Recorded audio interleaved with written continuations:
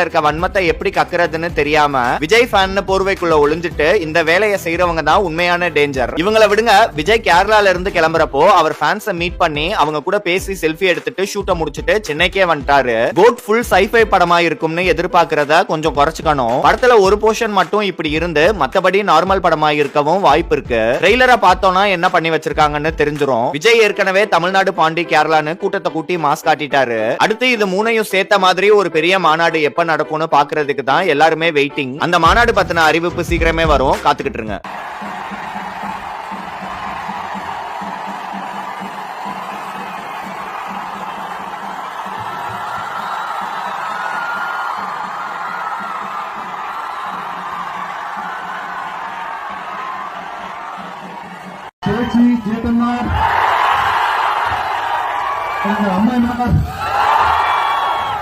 உங்க எல்லாரையும் காணுவதில் ஒருபாடு சந்தோஷங்கள்.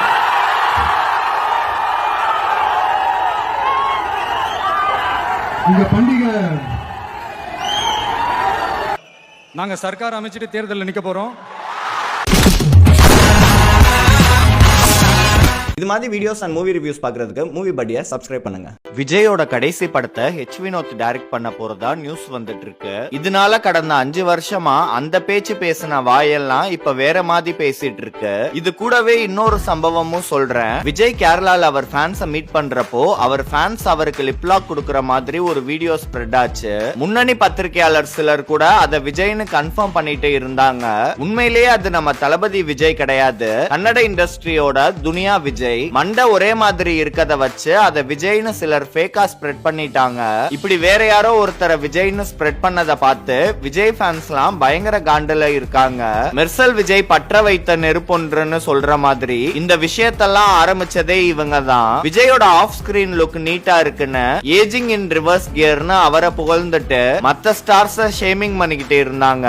யாராச்சும் வயசான வழுக்க தாத்தாவை பார்த்தா ரஜினின்னு போஸ்ட் போடுறது, குண்டா வெள்ள முடியோட இருந்தா அஜித்னு சொல்றது, குள்ளமா இருக்கவங்கள சூர்யான்னு சொல்றதுன்னு இந்த வேலையை தொடங்கி வச்சு அதை வைரல் ஆக்குனதே இவங்க தான். இதே மாதிரி வலிமை துணிவப்போ ஹெச் வினோத்தை அந்த அடி அடிச்சுட்டு இப்போ ஹெச் வினோத் படம்லாம் என்ன மாதிரி படம் தெரியுமான்னு சொல்ற நிலைமை வந்திருக்கு.